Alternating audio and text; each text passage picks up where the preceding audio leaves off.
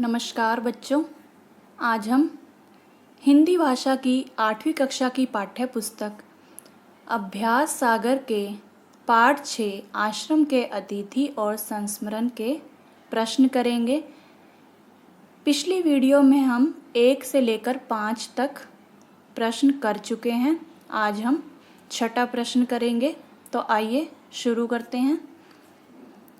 दिए गए क्रिया शब्दों से भाववाचक संज्ञा बनाइए। ये कुछ क्रिया शब्द दिए गए हैं। क्रिया क्या होती है? किसी भी कार्य के होने, करने अथवा किसी स्थिति का बोध कराने वाले शब्दों को क्या कहते हैं? क्रिया कहते हैं। अर्थात जिन शब्दों से हमें किसी कार्य के करने, होने और किसी स्थिति का बोध हो, उन्हें हम क्रिया कहते हैं। जैसे यहाँ पर पहला शब्द है गिरना। यहाँ पर यानी कि गिरने की क्रिया हो रही है। यहाँ कमाना, कमाने की क्रिया। थकना, थकने की क्रिया। चलना, चलने की क्रिया हो रही है। चमकना, चमकने की क्रिया। सजाना, सजाने की क्रिया। ठीक है, ये सभी क्रिया शब्द हैं, तो हम इनसे भाववाचक संज्ञा बनाएंगे। तो गिरना से क्या बनेगा? गिरावट।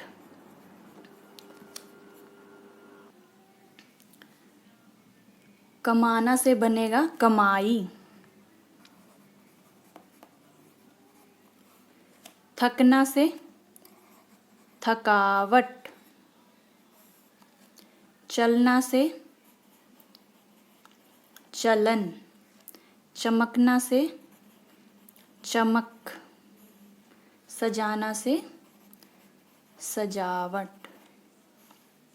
ठीक है, अब अगला प्रश्न देखते हैं। दिए गए अव्यय शब्दों से भाववाचक संज्ञा शब्द बनाइए।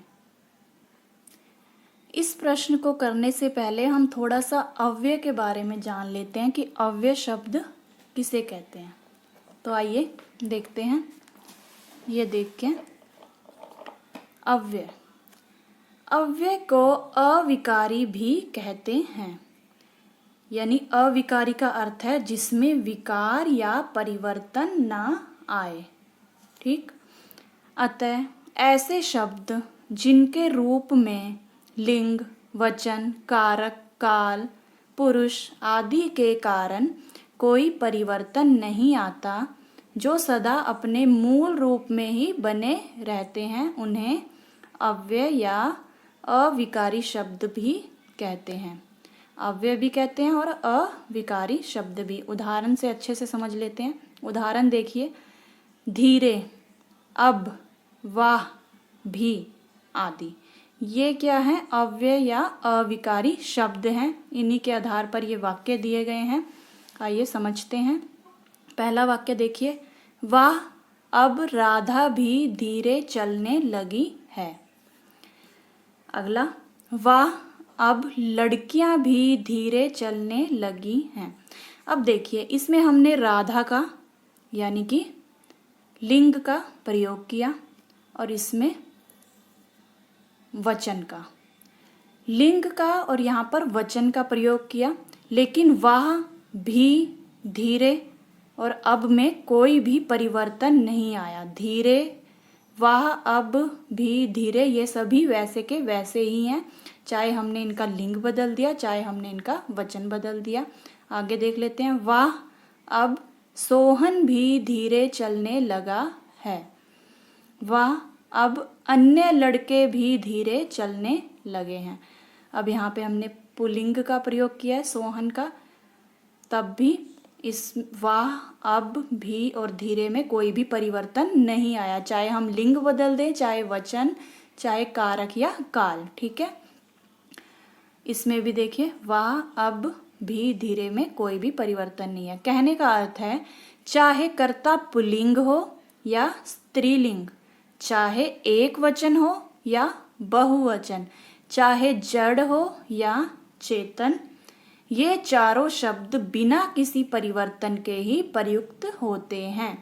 ठीक है, इनमें कोई भी परिवर्तन नहीं आएगा इन शब्दों में, चाहे आप लिंग परिवर्तन कर लीजिए, चाहे वचन परिवर्तन कर लीजिए, लेकिन इन शब्दों में कोई भी परिवर्तन नहीं आएगा, इसीलिए इन्हें अविकारी शब्द कहते हैं, जिनमें कभी भी कोई विकार उत्पन्न ना हो या परिवर्तन न आए।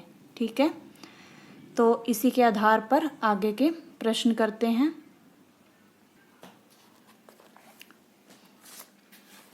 ये देखिए, धिक, निकट, नीचे और मना, ये एक अव्यय शब्द हैं। ये सभी अव्यय शब्द हैं, अविकारी शब्द हैं। इनके भाववाचक संज्ञा बनाते हैं। धिक से क्या बनेगा? धिक्कार, धिक्कार। निकट से निकटता, नीचे से नीचता, मना से मनाही। ठीक है, आगे बढ़ते हैं अगले प्रश्न की ओर। नीचे दी गई भाववाचक संज्ञा जिन शब्दों से बनी है उन शब्दों पर घेरा लगाइए।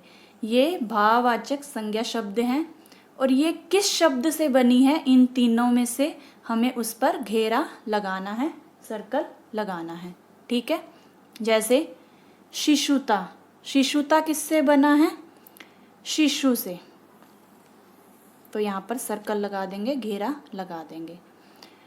गौरव, गौरव किससे बना है? गुरु से, गुरु से गौरव। बंधुत्व, ये किससे बना है? बंधु से, बांध बंधन बंधु, बंधु से बंधुत्व। दानवता, दानवीर, दानव या दानी, दानव से दानवता। पशुत्व, पशु, पार्श्विक या पाक्षिक, तो ये बना है पशु से। ठीक है, आगे बढ़ते हैं। अगला प्रश्न, नीचे दिए गए विकल्पों में से सही भाववाचक संज्ञा शब्द पर घेरा लगाइए कि इन तीनों में से कौन सा सही भाववाचक संज्ञा शब्द है। तो देखते हैं, व्यक्ति, व्यक्तित्व, व्यक्तिक। तो यहाँ पर व्यक्तित्व, यह जो है भाववाचक संज्ञा शब्द है। विद्वता, विद्वान, विदुषी, तो यहाँ पर विद्वता सही संज्ञा भाववाचक शब्द है, संज्ञा शब्द। विधवा, विधाता, वैधव्य, तो यहाँ पर विधाता। ऐश्वर्य, ईश्वर, ईश, तो यहाँ पर है ऐश्वर्य। पुरुष, पुरुषत्व और पाशर्व, तो यहाँ पर पुरुष, पुरुषत्व। ठीक है, आगे बढ़ते हैं अगले प्रश्न की ओर। कोष्टक में दिए गए शब्दों की भाववाचक संज्ञा से रिक्त स्थान भरिए। ये जो कोष्टक में ये शब्द दिए गए हैं, हमने इनसे इन वाक्यों को पूरा करना है भाववाचक संज्ञा के प्रयोग से। पहला देखते हैं, पक्षी ऊंची व लंबी डैश द्वारा आकाश की सीमा खोजना चाहता है। तो ये कोष्टक में दिया हुआ है उड़ना, तो उड़ना का हम क्या बनाएंगे भाववाचक? उड़ान, उड़ान। कि पक्षी ऊंची व लंबी उड़ान द्वारा आकाश की सीमा खोजना चाहता है।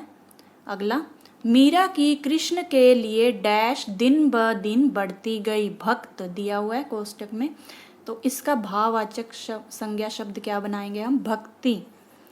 कि मीरा की कृष्ण के लिए भक्ति दिन ब दिन बढ़ती गई। अगला वाक्य देखते हैं, जीवन की उन्नति के लिए उत्तम डैश भी आवश्यक है। यहाँ दिया गया रहना सहना, तो रहन सहन होगा भाववाचक संज्ञा शब्द रहन सहन। कि जीवन की उन्नति के लिए उत्तम रहन सहन भी आवश्यक है। आगे बढ़ते हैं।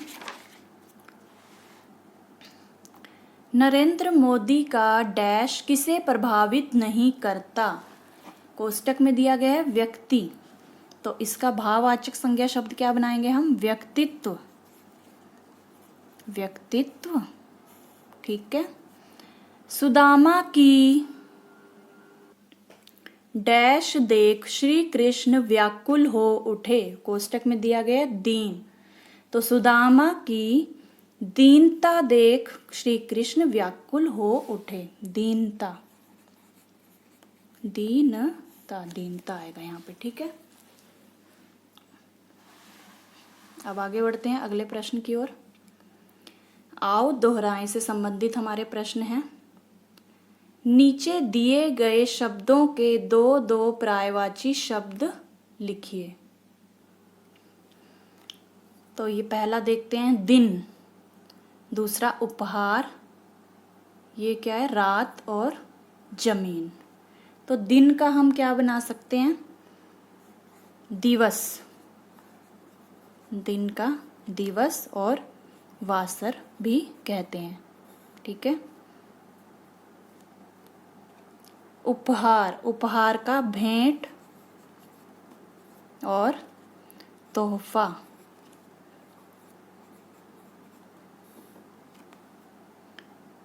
रात, रात का रात्रि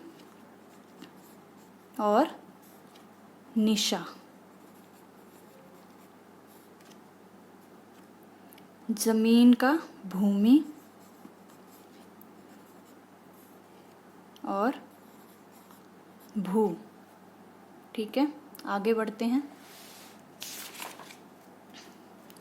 नीचे दिए गए वाक्यों में मोटे काले शब्दों के समानार्थी शब्दों का प्रयोग करते हुए वाक्यों को दोबारा लिखिए।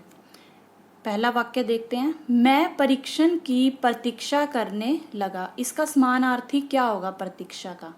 तो आप इस वाक्य को पूरा लिख लीजिएगा कि मैं परीक्षण की प्रतीक्षा की जगह हम क्या लिख सकते हैं, परीक्षण का इंतजार।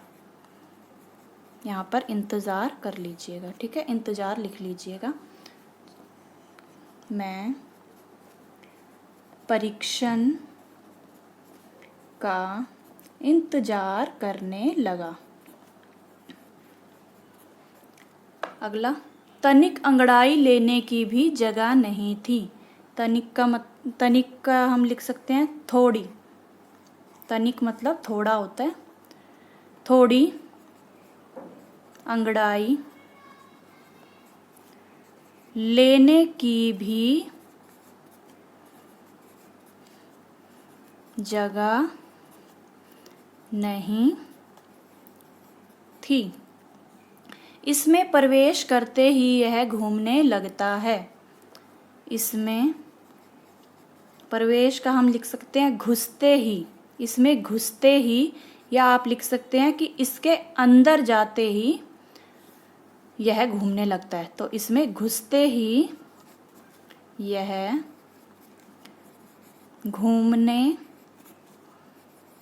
लगता है। अगला, इस ध्वनि से व्यक्ति पागल भी हो सकता है। ध्वनि को हम क्या कह सकते हैं, आवाज। कि इस आवाज से व्यक्ति पागल भी हो सकता है। ठीक है, आगे बढ़ते हैं। नीचे दिए गए वाक्यों को पूरा कीजिए। यहाँ पर ये दिया गया है, हम इसी से आगे का हमने पूरा वाक्य बनाना है। ठीक है, देखिए, धीरे धीरे शोर बढ़ने लगा। धीरे धीरे सूरज डूबने लगा। धीरे धीरे चांदनी बिखरने लगी। कि इसका प्रयोग करके ये तीनों वाक्य पूर्ण होते हैं। ठीक है, आगे देखते हैं। अचानक, अचानक घूं घूं करते हुए एक यंत्र चलने लगा। अचानक एक कार मेरे सामने आकर रुकी। अचानक आंधी आ गई। अगला देखते हैं। मुझे ऐसा लगने लगा कि सारा घर हिल रहा है। मुझे ऐसा लगने लगा कि वह उदास है।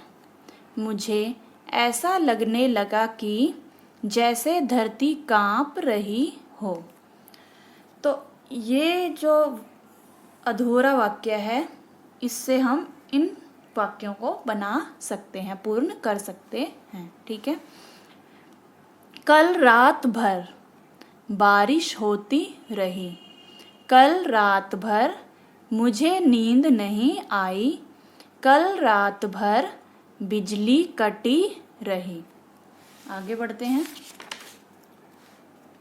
15वां प्रश्न देखते हैं। नीचे दिए गए वाक्यों में उचित विराम चिन्ह लगाइए। मुझे क्या करना है, यह एक वाक्य है। मुझे क्या करना है, यहाँ पर एक तरह से प्रश्न पूछा जा रहा है कि मुझे क्या करना है। तो ये वाक्य खत्म होने पर हम प्रश्न सूचक चिन्ह लगाएंगे। तुलसीदास जी ने रामचरितमानस लिखी थी।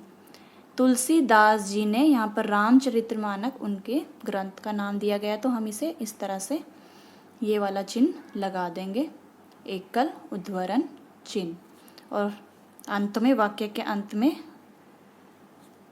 विराम चिन्ह लगा देंगे। ठीक है। पूर्ण विराम चिन्ह। डॉक्टर ने पूछा, क्या आप ठीक हैं? डॉक्टर ने पूछा, उसके बाद कोमा, फिर यहाँ से दोहरा उद्धरण चिन्ह शुरू करेंगे। क्या आप ठीक हैं? एक तरह से प्रश्न पूछा है डॉक्टर ने, तो यहाँ पर क्वेश्चन मार्क, प्रश्न सूचक चिन्ह, और यहाँ पे दोहरा उद्धरण चिन्ह बंद कर देंगे। ठीक है। आहा, कितना मीठा आम है। आहा, यहाँ पर विस्मयादि बोधक चिन्ह। कितना मीठा आम है, यहाँ पर वाक्य यह पूर्ण होता है, तो पूर्ण विराम चिन्ह। तो यहाँ पर हमारे पाठ 6 आश्रम के अतिथि और संस्मरण के अभ्यास सागर पुस्तक के प्रश्न जो हैं पूर्ण होते हैं। आशा करती हूँ आपको अच्छे से समझ में आ गए होंगे। तो मिलते हैं एक और नई वीडियो के साथ। तब तक के लिए नमस्कार।